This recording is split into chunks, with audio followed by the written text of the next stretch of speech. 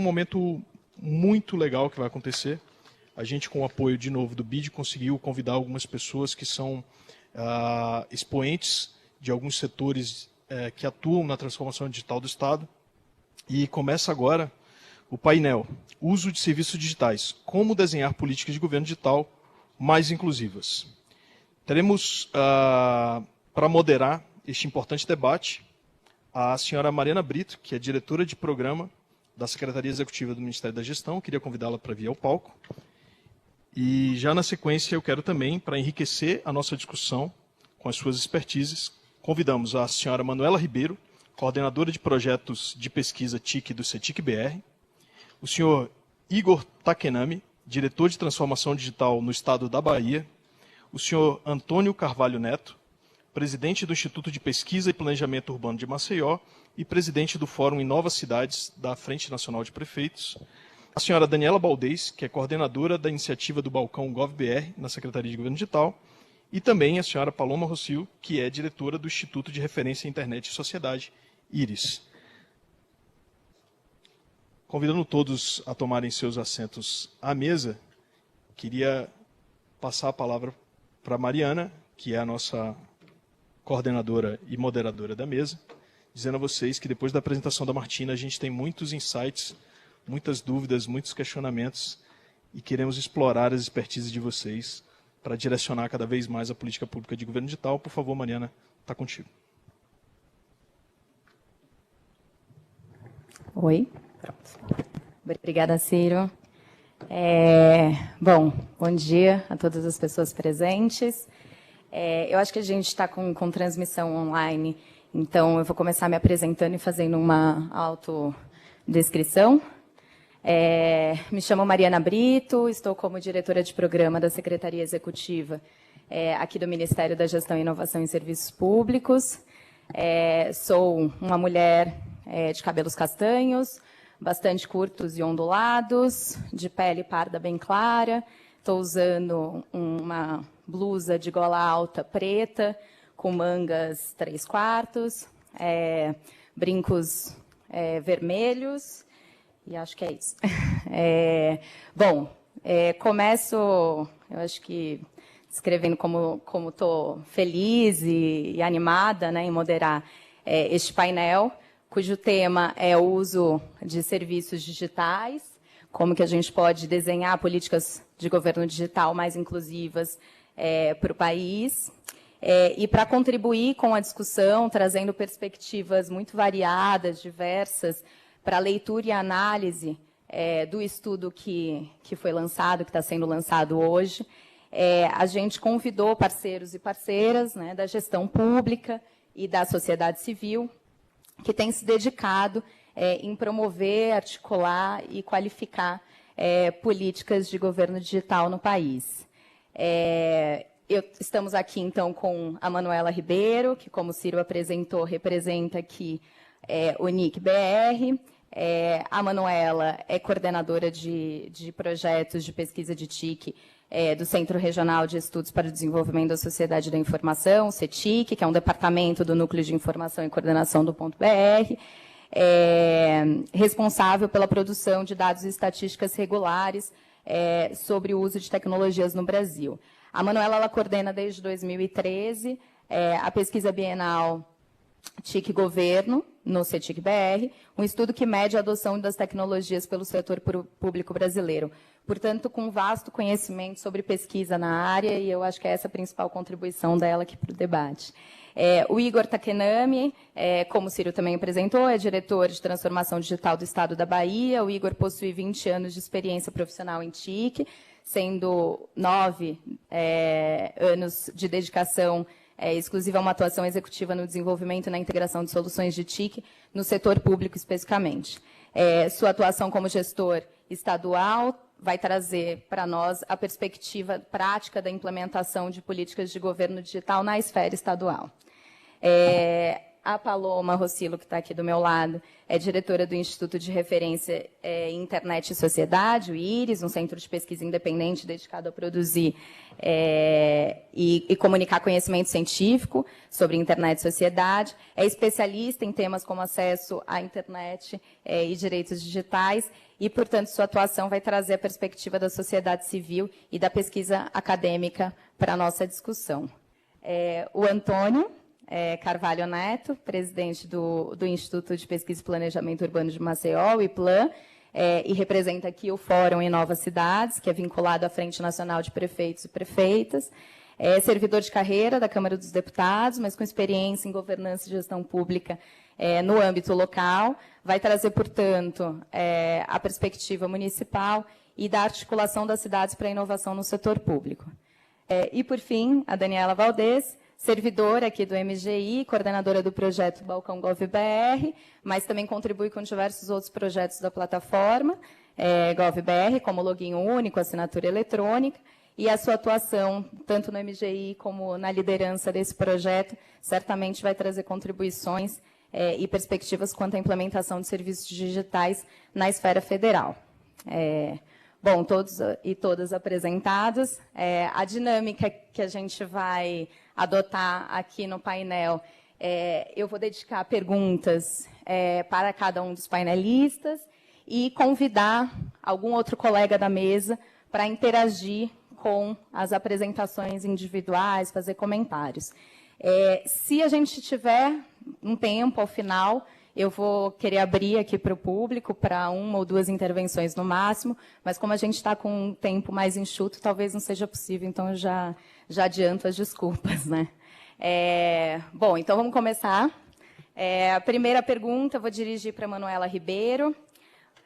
Manuela, o estudo do BID ele aponta para lacunas importantes no acesso e no uso dos serviços digitais, né, com diferenças marcantes no acesso aos computadores e na utilização dos serviços online, como a Martina muito bem apresentou, né?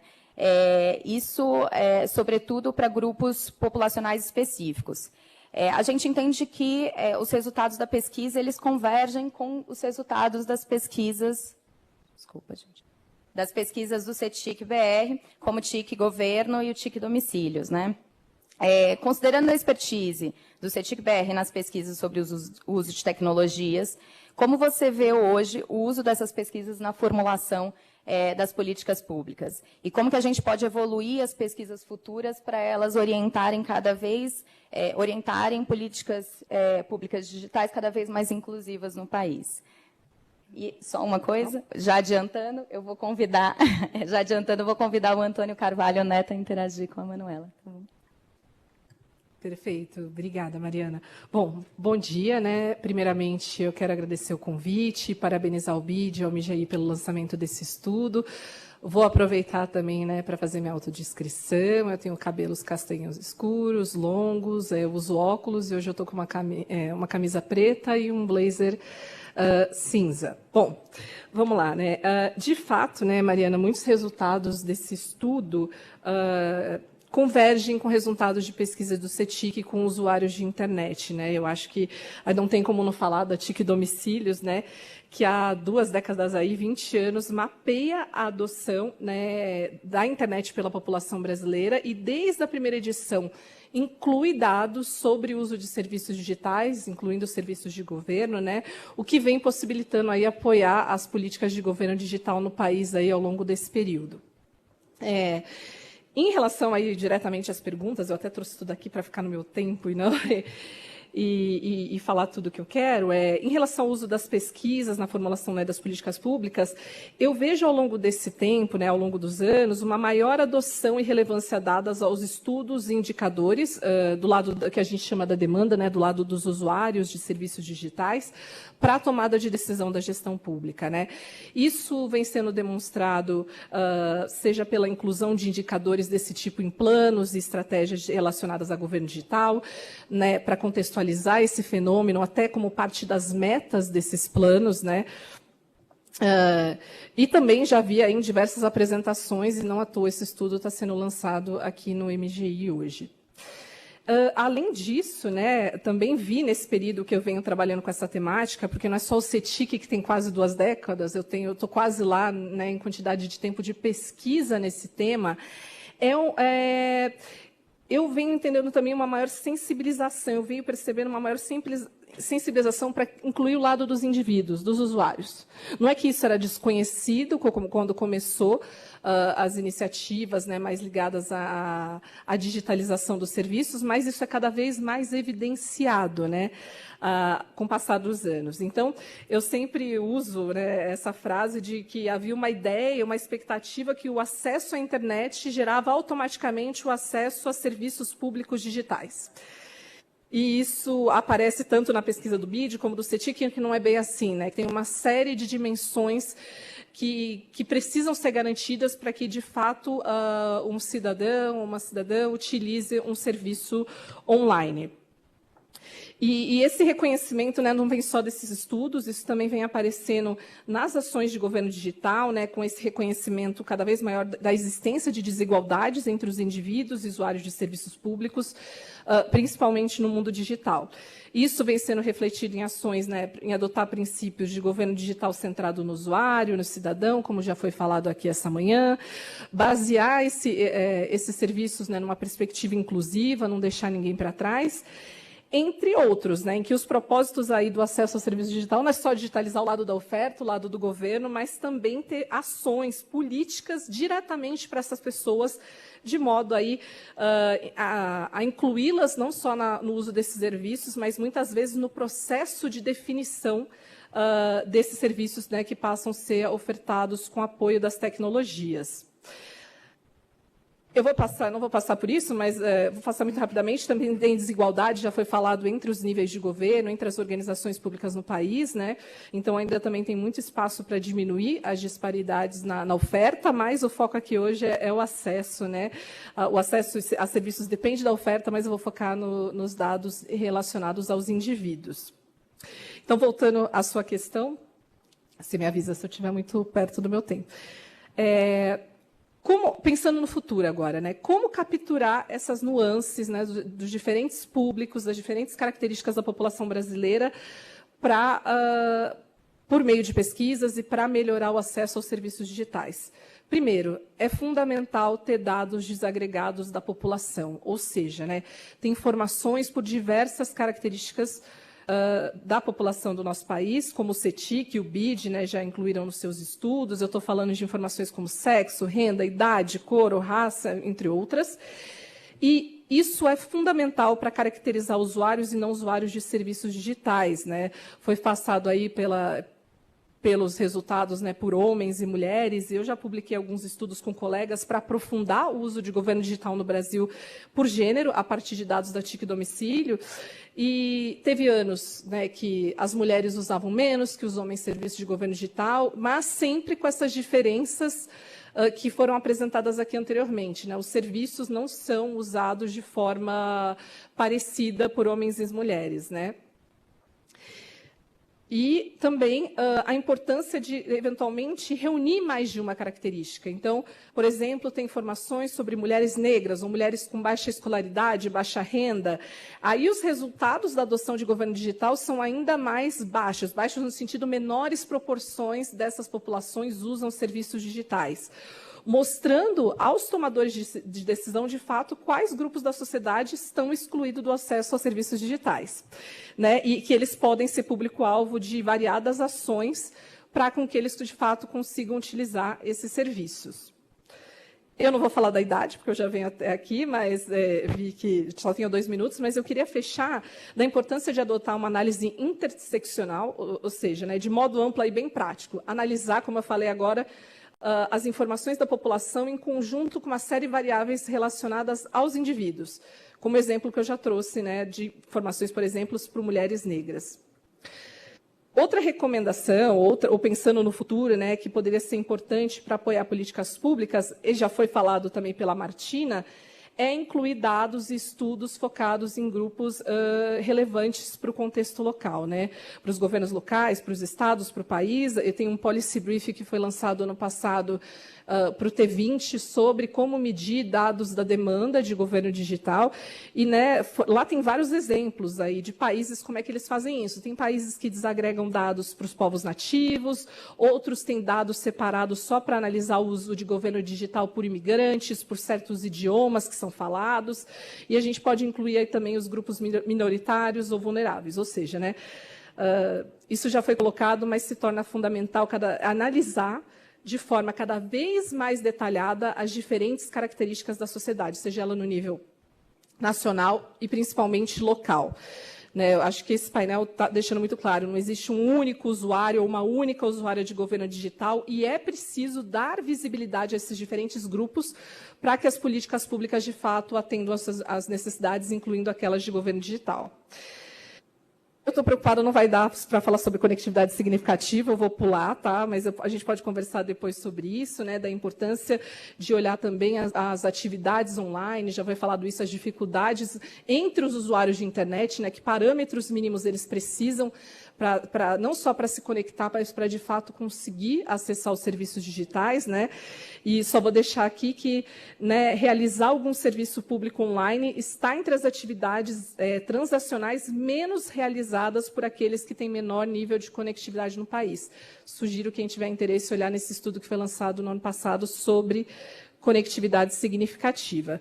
Mas acho que o mais importante mesmo, agora para fechar a minha fala de verdade, é que só é possível falar que hoje, só é possível a Martina ter feito essa apresentação por conta dos estudos que vêm sendo lançados. Então, eu vejo como uma das grandes mensagens desse painel é que sem dados das pessoas, sejam dados de natureza quantitativa ou qualitativa, é impossível almejar um governo digital inclusivo e centrado nas pessoas. Então, eu quero reforçar, né, a importância de continuarmos a produzir dados que permitam entender cada vez mais, não só quem usa, mas principalmente quem a gente não está vendo, né, dar visibilidade àqueles grupos que têm as dificuldades para utilizar e também que tipos de dificuldades para justamente definir as políticas públicas. Bom, depois podemos falar mais. Muito obrigada pela atenção, pessoal. Obrigada, Manuela. Já passo a palavra para o Antônio. Obrigado, Mari. Bom dia a todos.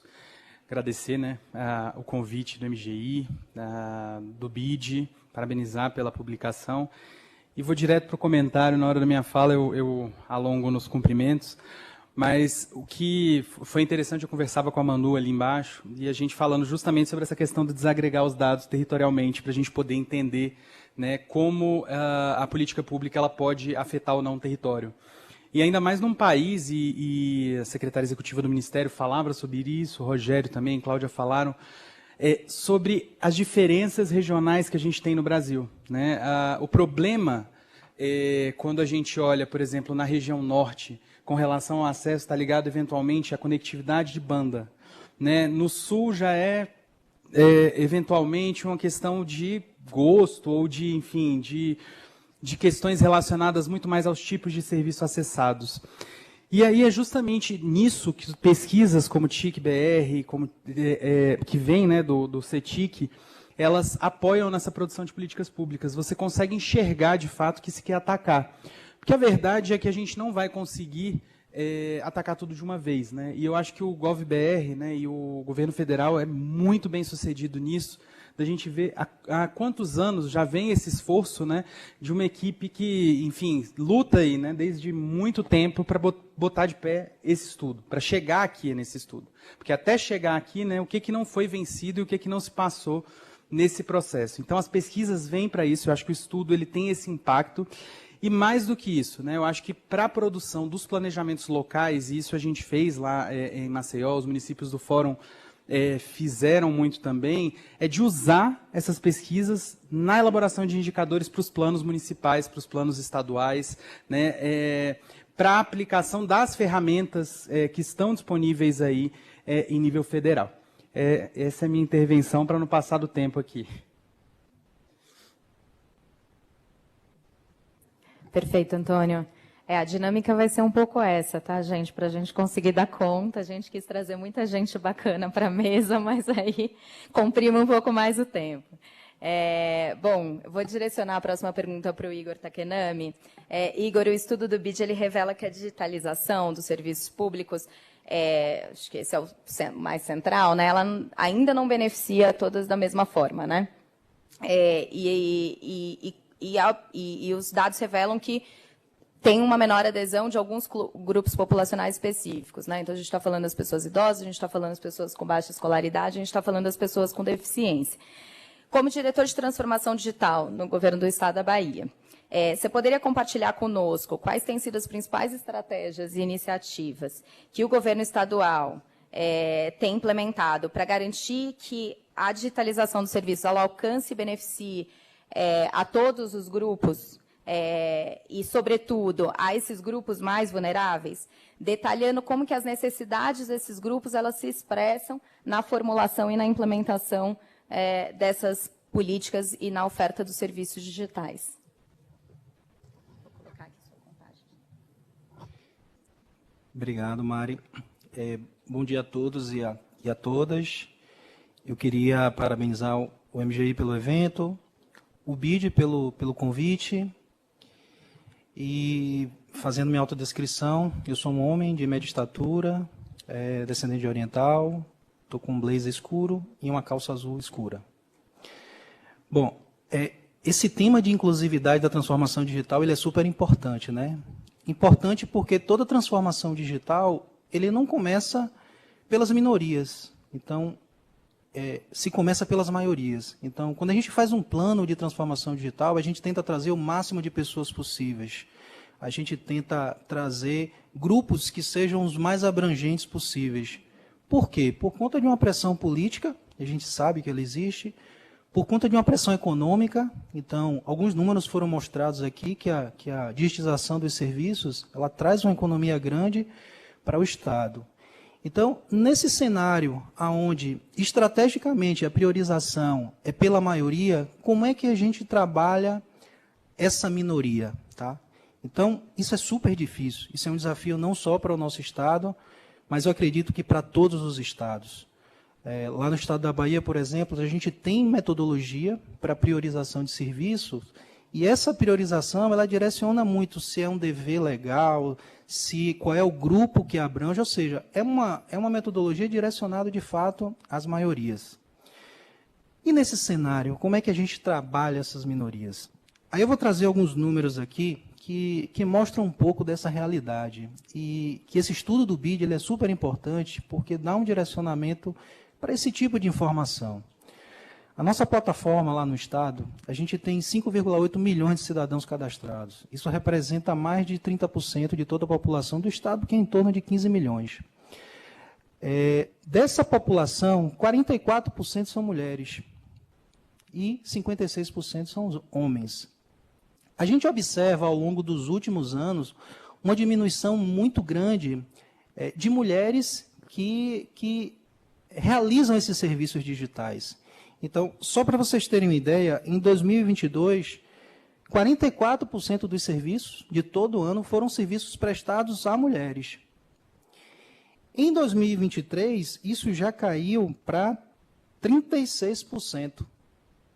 E em 2024, no ano passado, somente 32% dos serviços foram direcionados para mulheres. Essa é uma pergunta que a gente se faz, né? Por que houve essa redução drástica do uso dos serviços por mulheres?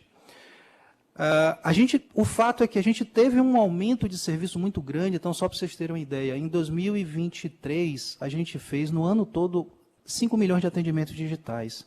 Em 2024, com a nova estratégia do governo do Estado, com o lançamento da nova marca BA-GovBR, a gente alcançou 11 milhões de atendimentos digitais. Então, num cenário onde a gente consegue mais do que dobrar o número de atendimentos, a gente tem uma redução drástica do número de mulheres usando esses serviços digitais.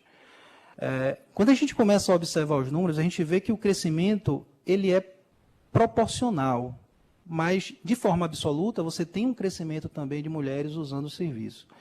A nossa estratégia no estado da Bahia ele é muito focado no uso de alguns serviços específicos. Um deles é o serviço de Detran. Então, ele é um serviço muito procurado pelos homens. E a gente viu, e aí, como esse estudo é importante, né, que serviços de saúde eles são mais demandados por mulheres. Serviços de identificação também estão no mesmo nível. E quando eu olho os números da plataforma, é exatamente isso. Os serviços de identificação, por exemplo, a nova carteira de identidade, ele é mais procurado por mulheres do que por homens.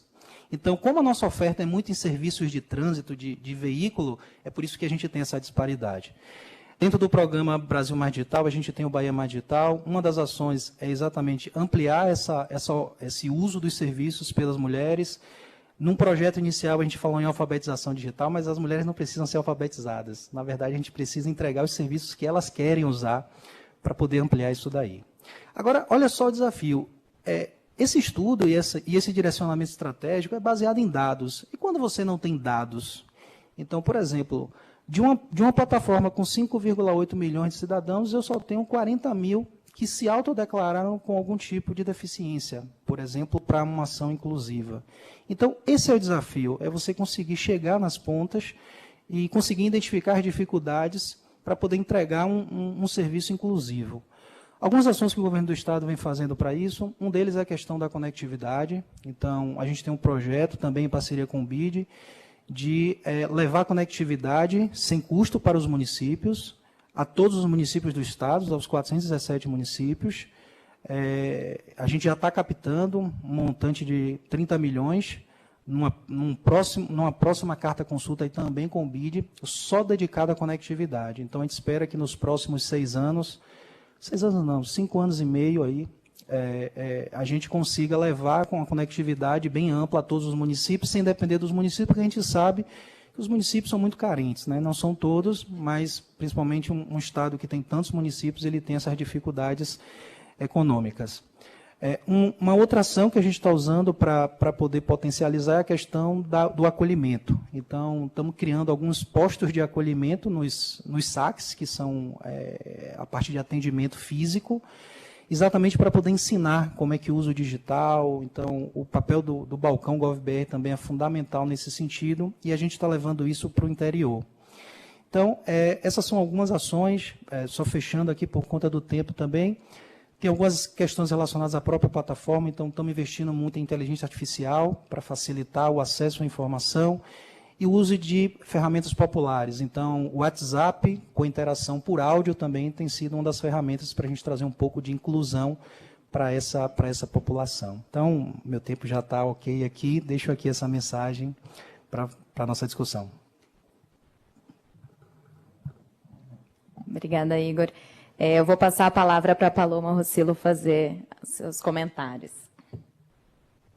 Oi. Bom dia, gente. Obrigada, Igor, também pela apresentação. Acho que é muito bom ter essa lente de aumento, né, no estado, localizada.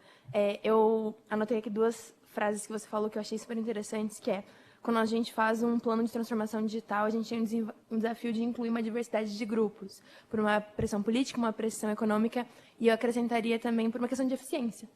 Quando a gente inclui mais grupos na formulação de política pública, a gente também aumenta a eficiência daquela política pública formulada.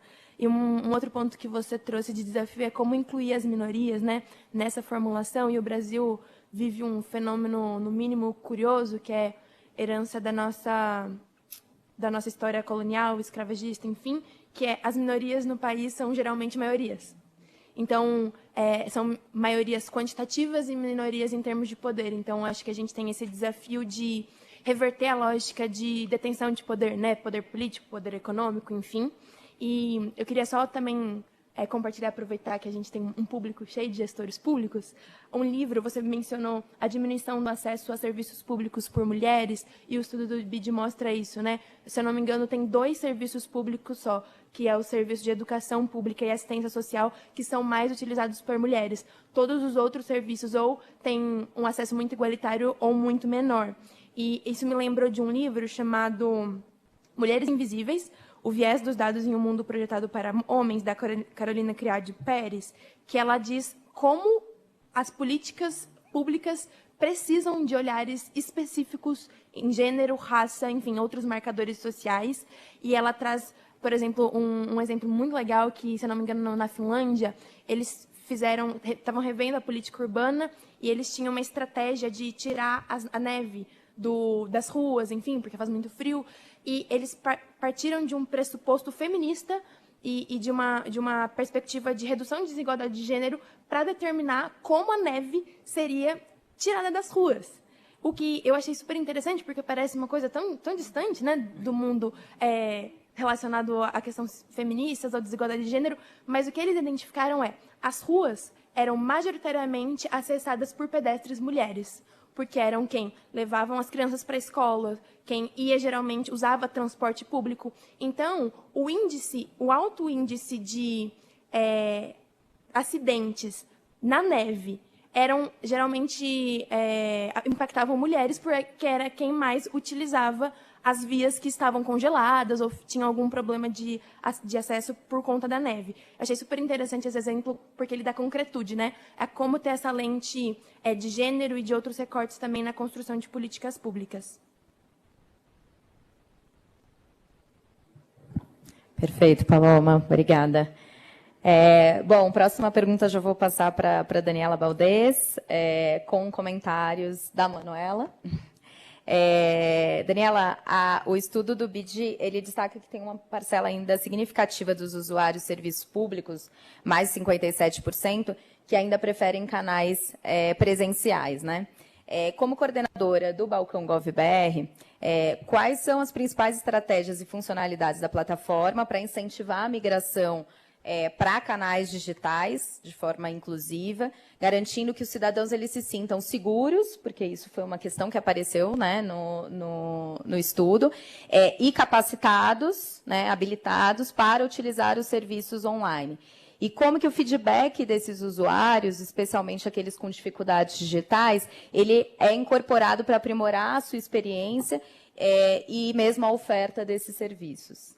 Olá, bom dia. Me ouve, né? Bom dia a todos e a todas. Vou fazer primeiro a minha autodescrição, né? Sou uma mulher de 1,65 m, morena, de cabelos escuros e lisos. Estou vestindo um blazer bege e uma camisa preta. Segundo, na verdade, então, agradecer o convite, né, para estar falando aqui dessa iniciativa do MGI, da Secretaria de Governo Digital, no momento que casa tanto, né? Fico muito feliz em ver os resultados trazidos aqui hoje, eles refletem as ações que a gente tem dentro do programa Balcão GovBR. Então, antes mesmo, né, as coisas começaram juntas, mas é bom saber que quando sai um estudo já tem uma ação, a gente gosta muito de ação. Vou dividir, né, a sua pergunta nesses dois momentos aí. Primeiro, o Rogério já deu uma aula aqui do que é o Balcão GovBR, né, mas a gente enxerga o Balcão GovBR como uma política pública estratégica, né, e que atua diretamente nesse ponto que a gente está falando aqui hoje, que é a exclusão digital.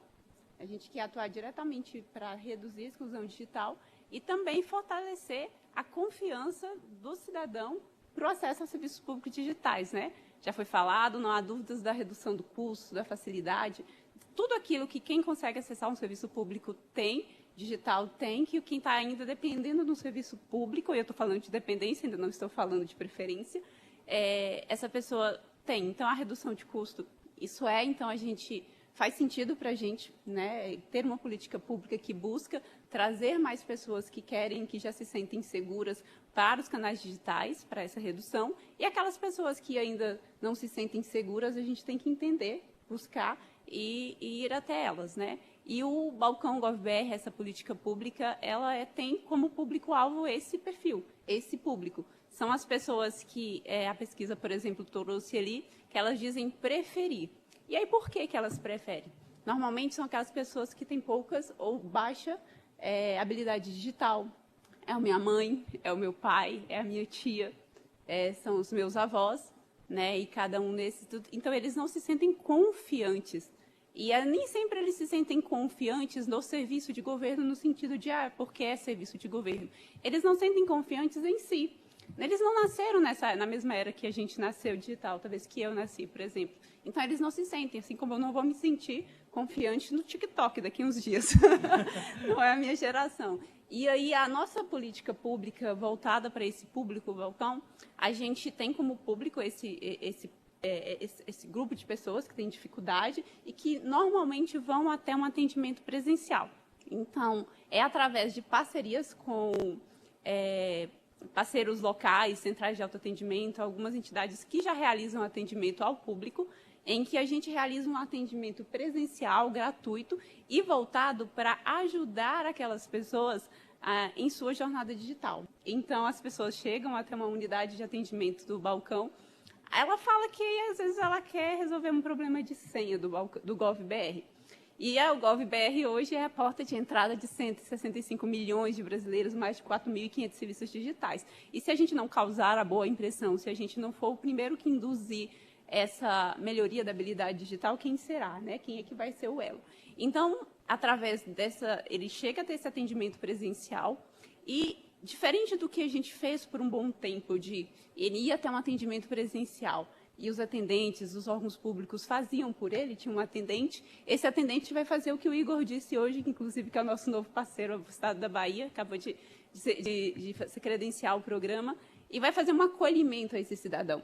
Vai entender por que ele precisa da conta GovBR. Ele precisa para acessar o INSS, para acessar um serviço de trânsito, ele precisa de um serviço de saúde. Essa é a finalidade. Entendido isso, ele vai conscientizar sobre o que é uma conta digital, uma conta GovBR, por que é importante para ele guardar e ter segurança daquilo ali, por que com a mesma conta, com a mesma senha, CPF e senha, ele utiliza em vários serviços, por que isso é mais fácil, por que se ele conseguir entender um pouco melhor, ele vai reduzir custos.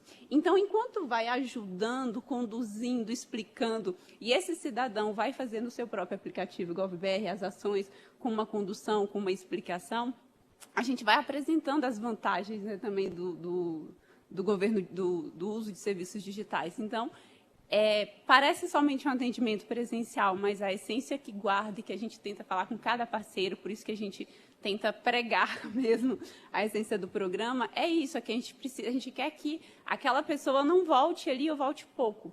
E é bem interessante, essa semana a gente fez uma reunião com um parceiro, um futuro parceiro do Norte, e eu confesso que eu me emocionei algumas vezes quando o parceiro dizia que ele precisava do programa lá, ele já faz parte do programa, precisava complementar e ser credenciado para isso, porque o público de pessoas não é aquele público que sai daqui, por exemplo, de Taguatinga e vem numa unidade na hora do plano.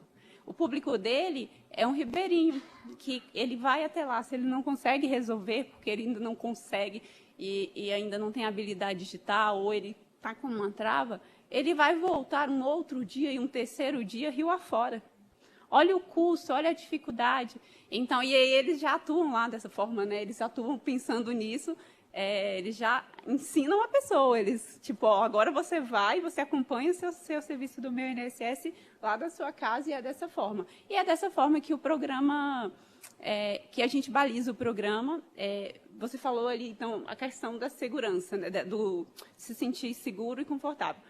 A gente fez uma pesquisa durante o piloto do programa, e aí durante essa pesquisa o Rogério já trouxe o dado aqui de antemão, 50%, aproximadamente 50% dos entrevistados pós esse tipo de atendimento disseram que se sentiam mais confortáveis e que gostariam de tentar sozinhos da próxima vez realizar aquela ação. Então, é um indicativo para a gente que faz sentido, não é só a gente que vai fazer isso, então é dessa forma que são algumas das estratégias que a gente usa. E com relação aos feedbacks, né, eu acho que o atendimento presencial ele é ótimo para fazer esse feedback. Ele vem, por exemplo, a pessoa que tem habilidade digital, ela vai colocar lá no nosso aplicativo, nas nossas lojas, mas quem não tem? Quem não tem, a gente vai precisar desse ente parceiro, que é quem diz. Então, os atendentes dão feedbacks para a gente tem algumas ações de pesquisa em loco, de ir ouvir nessas unidades e entender depois do atendimento o que ele fez, formulários, as coisas mais básicas. E quando isso chega para a gente tenta entender de onde veio, de onde partiu e para onde vai encaminhar. Então, em relação ao que é produto GovBR, a gente encaminha para as nossas áreas, a gente já tem mudado bastante coisa com acessibilidade, com algumas coisas mesmo de uso das plataformas, né? Deixar isso mais simples, melhorar e mais fácil. E o que é relacionado aos outros órgãos, outros gestores de outros órgãos, porque às vezes chega tudo para o GovBR, a gente tenta encaminhar com os órgãos gestores pelo nosso acesso. Então, numa linha geral, respondendo até pelo meu tempo que já se extinguiu, é isso. Obrigada. Obrigada, Daniela. Passo a palavra já para a Manuela. Bom, vamos lá, né? A primeira coisa que me chamou a atenção, na verdade, já esperava, era o fato, esse resultado, né, da preferência pelo presencial não aparece só no estudo do BID, na série histórica da TIC Domicílios, isso sempre apareceu como o motivo mais mencionado. Isso sempre nos chamou a atenção, e algo que eu gostei muito desse estudo é que ele incluiu pelo menos uma pergunta a mais para entender o motivo, né, dessa preferência pelo contato preferencial. E ficou muito claro, né, que as dimensões não são só tecnológicas. Aí eu retomei a fala anterior, né, precisa entender, né, que ter o acesso à internet exclusivamente, ter somente o acesso à internet não significa se sentir seguro ou se sentir que tem habilidades para interagir com o governo no mundo digital. E a Daniela trouxe uma palavra-chave, que apareceu tanto no estudo, na fala dela, que é a questão da confiança, né? Que também passam por fatores não tecnológicos, né? De confiança se aquele serviço está válido, se ele funciona bem online, mas eu quero trazer um dado também sobre confiança no mundo digital. A gente tem um outro estudo de privacidade e proteção de dados pessoais, que tem um painel web com usuários de internet, né, somente usuários. E um dos dados, né, que a gente tem é sobre a preocupação com o uso de dados biométricos por diferentes organizações, se eles estão ou não preocupados.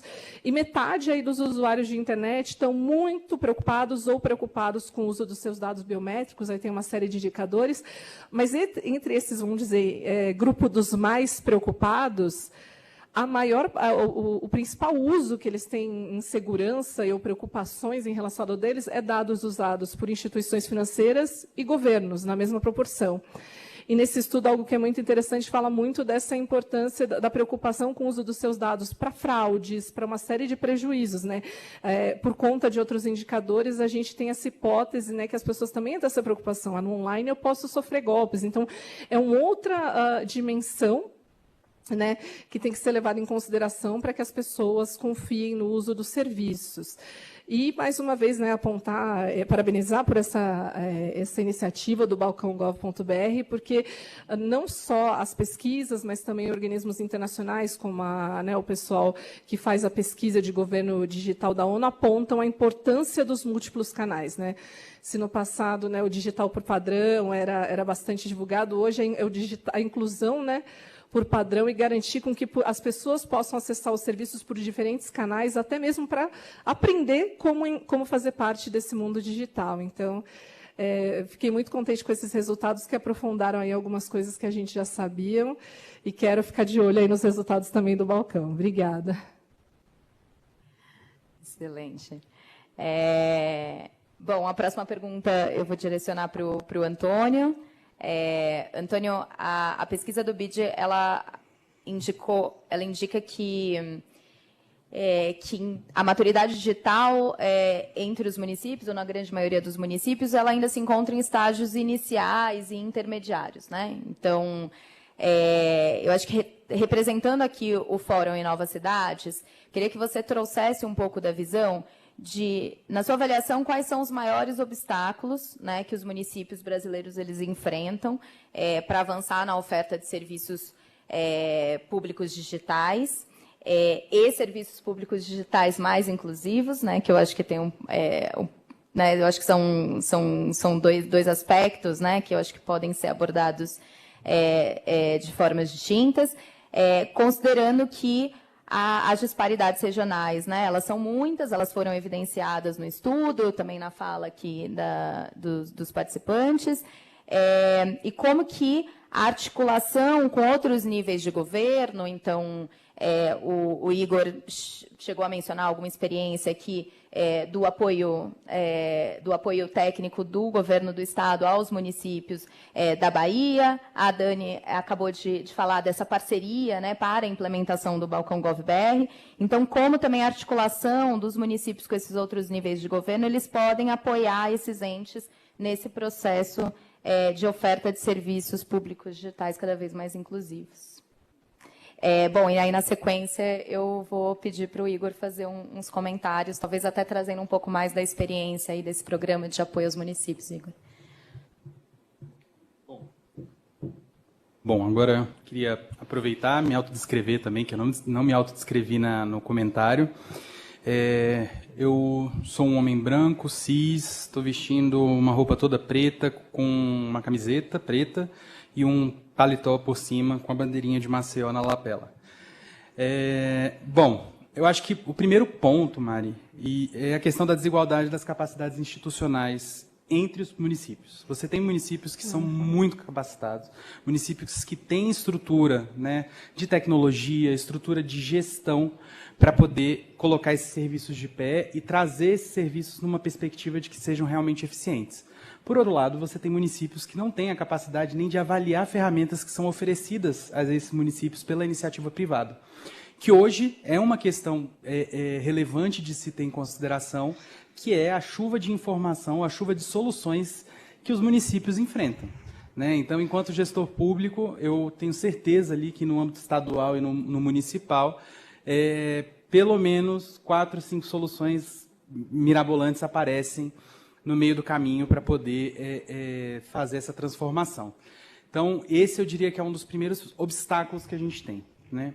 Um segundo obstáculo é que o município, quando a gente olha numa escala de proporção, é quem mais oferece serviços para o cidadão, né? Na medida em que a gente vai subindo a escala federativa, vai diminuindo essa quantidade de serviços ofertados. Então, o dia a dia do cidadão está no município. Então, ele necessita desses serviços, desse acesso de forma mais integrada. Então, essa quantidade, né, também impacta nisso. Se você não tem a capacidade institucional, se você tem uma grande quantidade de serviços para serem digitalizados, isso complica, né? Um outro ponto, e a pesquisa eu acho que traz isso muito claramente, também as pesquisas do CETIC trazem isso também muito evidentemente, é a questão da infraestrutura, que é debilitada em sua maioria, né? Então, assim, a gente olhar para a infraestrutura de conectividade, infraestrutura digital dos municípios, ela é bem sofrida, até nas capitais, eu diria, né? Então, você olhar os municípios que têm data centers que sejam, de fato, né, eficientes e que tenham ali, que aguentem suportar serviços digitais, são raridades frente, eu diria, às 27, né, capitais, considerando Brasília aí também uma capital. Um outro ponto, e aí eu acho que indo também, né, para a escala um pouco da solução ou da visão, o que é um obstáculo, mas que tem sido enfrentado, eu acho que de forma brilhante, até também pelo time do governo federal, é a questão de olhar para a perspectiva regional e municipal, né, de uma forma mais aproximada. Então, ações como, por exemplo, né, a elaboração da Estratégia Nacional de Governo Digital, para mim, são exemplos são exemplos brilhantes de como a burocracia federal, né, pode, deve e tem buscado se aproximar dos municípios para a elaboração de políticas públicas, né? Porque você traz o município, você traz, de certa forma, o cidadão para construir aquela estratégia que, em outros tempos, ficava muito distante, né? Então, iniciativas também, como, por exemplo, Rede GovBR, eu enxergo como bons catalisadores, né, dessa transformação digital e também dessa aproximação.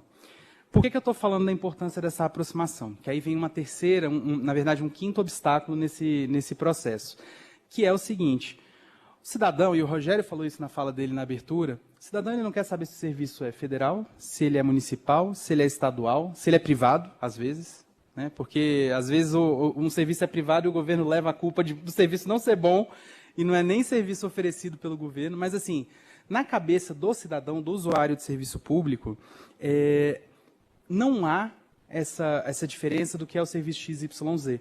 Então, a gente precisa começar a diminuir também essas distâncias entre esses serviços e a forma de se relacionar. Então, iniciativas, por exemplo, como o Balcão GovBR, é importante para quê? Para fazer essa aproximação, né? Para romper essa barreira da diferenciação dos serviços. E aí você tem também um outro ponto. Na medida em que o serviço é estadualizado ou municipalizado, você tem 5.570 tipos de serviços ofertados para o mesmo resultado, para o mesmo produto. Você tem 27 serviços ofertados, estaduais ofertados para o mesmo produto. Vide Detrans, né?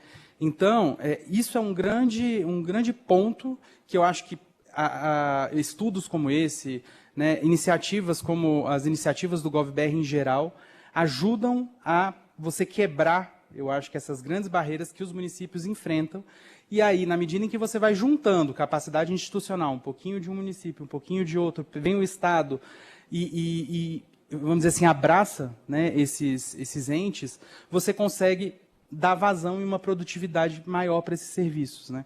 Então, iniciativas, por exemplo, como a que o Ministério tem construído para a implantação do SEI nos municípios. Se a gente for olhar para a diversidade de sistemas de tramitação eletrônica de processos que existem, né, e o tanto que teria sido economizado de dinheiro público e também, né, eu acho que agilizaria o processo com essa iniciativa, né, anterior, né, antes que essas soluções se implantassem justamente por aquela chuva de soluções que surgem, eu acho que isso a gente já estaria ainda mais avançado, né?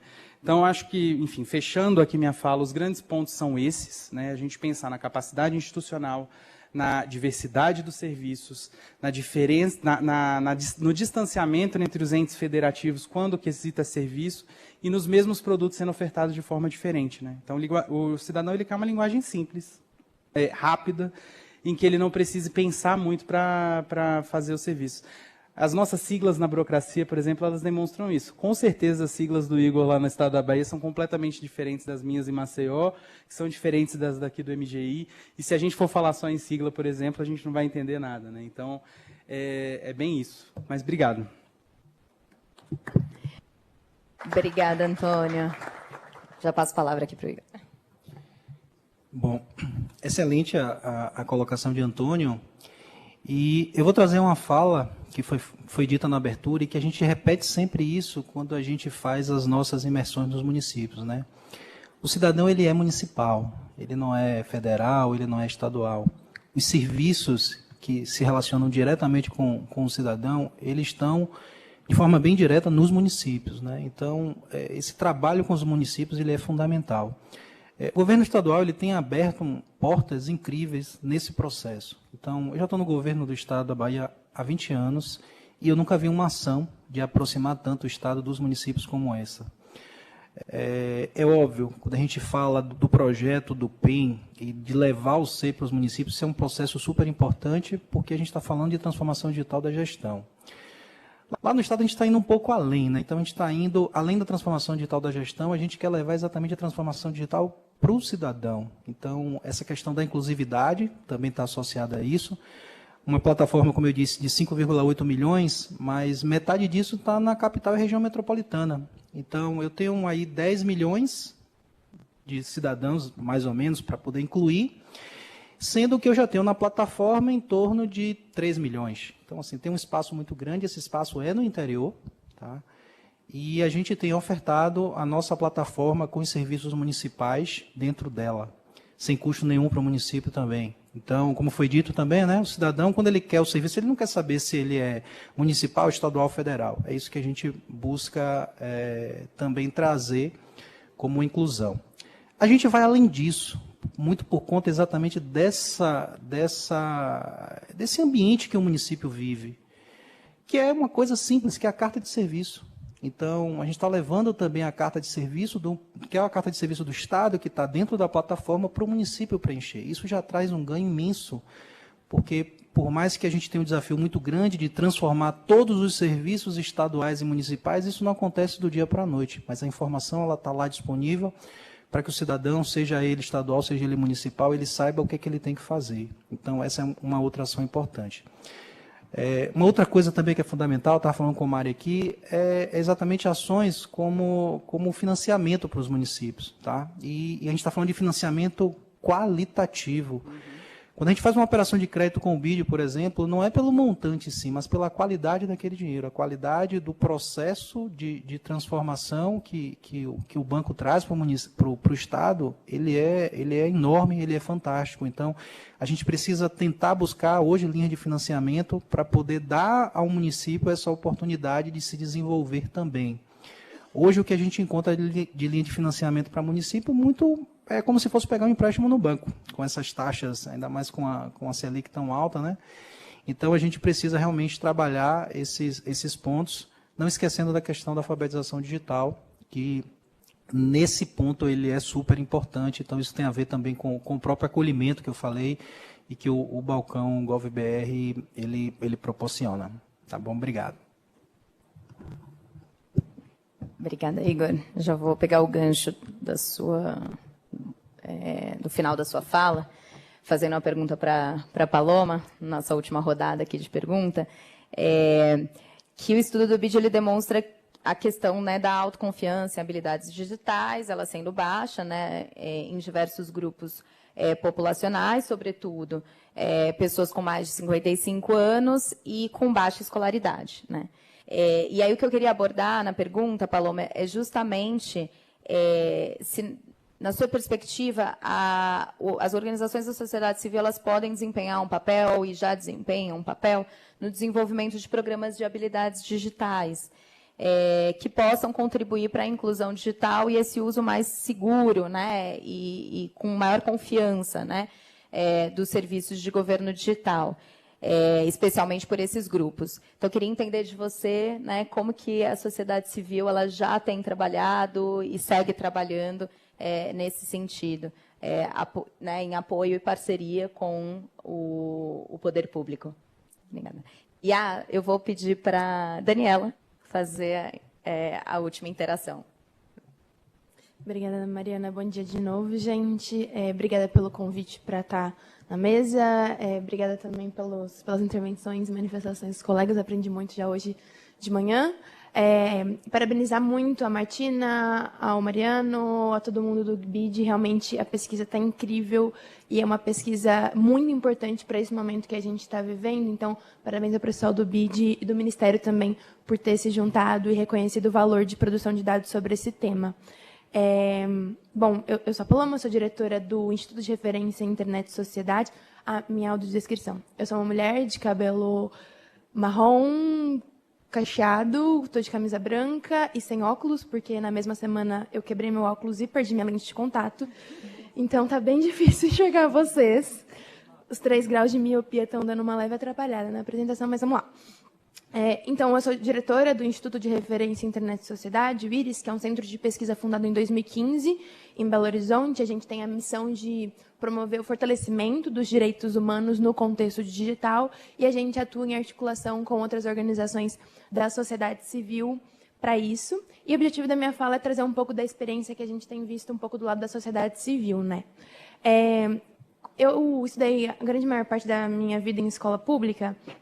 Quando eu entrei na pesquisa dentro do campo de direitos digitais, eu tinha uma impressão de que, tinha uma impressão acertada de que o desafio era muito grande de letramento digital, mas eu ficava pensando que em um país estruturalmente desigual, como que a gente iria pautar novas demandas em termos de políticas públicas educacionais, sendo que a gente não conseguiu superar desafios muito básicos, né? Então, um dado super recente, no ano passado, foi divulgado o Estudo Internacional de Tendências em Matemática e Ciências, e o estudo aponta que 51% dos estudantes brasileiros ficaram abaixo do nível baixo em matemática no 4º ano, e no 8º ano, essa porcentagem ainda é maior, 62% dos estudantes ficaram abaixo do nível baixo em matemática. E nesse contexto, né, como que a gente traz mais trabalho para o professor, para a comunidade escolar, para o próprio estudante, em sofisticar o seu aprendizado sobre o uso da internet, tecnologias e habilidades digitais? Acontece que, nos meus estudos e na minha interação com a sociedade civil, eu cheguei a uma conclusão de que o fato muito duro e triste é que essa realidade de desigualdade estrutural, educacional, ela vai demorar muito a ser superada. A gente pode ter as melhores políticas públicas e a gente precisa de políticas públicas robustas de educação básica, mas mesmo a melhor política pública ela demanda tempo. Só que tem uma outra coisa que é muito rápida, que é a transformação digital. Então, a gente precisa, e esse é um desafio gigante, a gente precisa conciliar as políticas educacionais básicas e elementares com políticas educacionais de alfabetização digital e educação midiática ao mesmo tempo. Eu sou membro do Comitê de Especialistas da TIC Domicílio, que é uma das pesquisas do CETIC-BR que a Manuela está aqui representando, e a gente faz pelo menos 2, 3 anos que existe uma estagnação no nível de acesso à internet geral no Brasil, e a gente sempre faz na reunião de especialistas a crítica de que a estagnação, na verdade, ela é um passo para trás. Porque falar em inclusão digital, a tecnologia está sempre 2, 3, 100 passos para frente, e a pessoa que segue parada, ela está ficando para trás. Então, a gente tem esse desafio gigante coletivamente, e algumas iniciativas da sociedade civil, elas buscam endereçar esse problema. Por exemplo, a gente tem o CEP, que é um centro de pesquisas da FGV, tem um projeto muito interessante para integrar atividades tradicionais do currículo educacional com atividades sobre letramento digital e habilidades digitais. Obviamente, é um trabalho a mais para o professor, para a comunidade escolar? Sim. Mas, ao mesmo tempo, é não parar completamente o seu currículo e os seus módulos para ensinar um novo componente, mas sim integrar de formas gotejadas dentro daquela estrutura curricular já planejada. Um outro projeto, e esse é um projeto do IRIS, chama Conectaí, Educação e Segurança como Trend, e a gente busca contribuir com o adultocentrismo educacional, que é a perspectiva de que o adulto é o único detentor de conhecimento e que muitas vezes no processo educacional ele afasta o jovem e a criança. E eu achei super relevante esse dado da pesquisa do BID do MGI, que 62% dos jovens de 18 a 34 anos tinham uma confiança nas suas habilidades digitais. E ótimo se tiverem, de fato, mas a gente também sabe que os jovens eles têm uma confiança muitas vezes excessiva nas suas próprias habilidades, que pode colocar eles ainda num lugar ainda mais prejudicial de vulnerabilidade. Por serem os jovens que estão ali usando muitas vezes o celular, o TikTok, enfim, essas plataformas educacionais.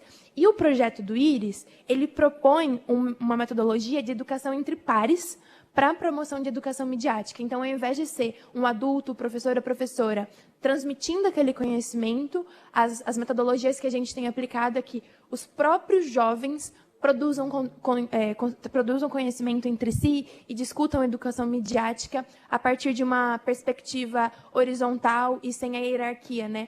Que é importante também, muitas vezes, no sistema educacional. E daí, pensando um pouco do que a gente precisa, né, para fortalecer essas iniciativas da sociedade civil, eu gosto sempre de vislumbrar a sociedade civil como um espaço de experimentação, como um laboratório de políticas públicas. A gente sabe, vocês sabem muito melhor do que eu, que o governo tem a sua burocracia, que em muitos aspectos ela é necessária, inclusive, mas que tem a sua burocracia que faz as coisas demorarem a ir para a rua. E a sociedade civil, pela sua razoável flexibilidade, ela pode ser esse espaço de experimentação, de teste. Para isso, a gente precisa, do básico, que é investimento, né, recurso financeiro mesmo, para colocar as coisas na rua. Mas uma outra coisa que a gente precisa muito, e que eu não sei o quanto é nítido para todo mundo, é apoio institucional. E, obviamente, as instituições públicas elas têm o seu nível de credibilidade que precisa ser mantido, então não dá para sair fazendo parceria com todo mundo, mas muitas vezes o apoio institucional do MGI, do MEC, do Ministério das Comunicações, de determinada iniciativa da sociedade civil é fundamental para que aquela iniciativa ela seja capilarizada, ela consiga mais recursos, ela consiga mais visibilidade midiática também, que é alguma coisa muito importante. Então, trazer esse outro ponto aqui para a gente refletir em conjunto da importância do apoio institucional. Por exemplo, o IRIS tem um projeto que é financiado pela Embaixada Britânica e o projeto se chama Cadinho de Dados. A gente é um instituto mineiro, então a gente quis trazer no nome do projeto um pouco dessa mineridade e a gente tem esse projeto que o objetivo do projeto é aprimorar a forma que os dados de conectividade são disponibilizados pela Anatel. Porque a Anatel, não sei se vocês já navegaram, tem os painéis de dados e as planilhas também, que tem um difícil acesso pela pessoa que não é especializada em telecomunicações. E no nosso projeto, ele pretende aproximar lideranças comunitárias, movimentos sociais, e pensar como que esses dados podem ser apresentados de uma forma mais facilitada, que demande menos tempo, para que aquela informação seja utilizada de fato por outros atores da sociedade. E a gente tem uma super parceria e um apoio institucional mesmo da Anatel para colocar esse projeto na rua. Então, acho que é um exemplo muito legal de como trazer isso. Acho que meu tempo terminou, tinha muita coisa para falar, mas enfim, é isso. Obrigadão, gente, pelo convite e parabéns novamente pelo trabalho de vocês. Obrigada, Paloma. Daniela? Paloma, parabéns pela fala. Eu vou fazer uma rápida intervenção aqui e vou trazer para a realidade do Balcão GovBR, porque acho que se estende. Eu acho que as OSCs, como um todo, elas têm esse potencial de aproximar a sociedade e o governo mesmo, né, naquilo em que a gente, enquanto está do lado de cá, não consegue alcançar a real realidade, vamos dizer assim. Então, assim, trazer as demandas, trazer as necessidades, esse papel é essencial e nos ajuda quando é trazido para a gente, né, em projetos como esse. Mas pensando num projeto como o Balcão GovBR, as ações em que a gente realiza, que é de letramento digital, de apoio ao cidadão, de falar da importância do uso do serviço, das vantagens, isso pode ser feito por qualquer pessoa. É claro que, como governo federal, e a gente está fazendo a nossa parte, mas também é algo que pode ser feito dentro das comunidades locais. Então, as OSCs têm condições de fazer. Dentro de um programa como esse, a gente vai oferecer um pouco mais de resolução rápida, mas a ação é a mesma.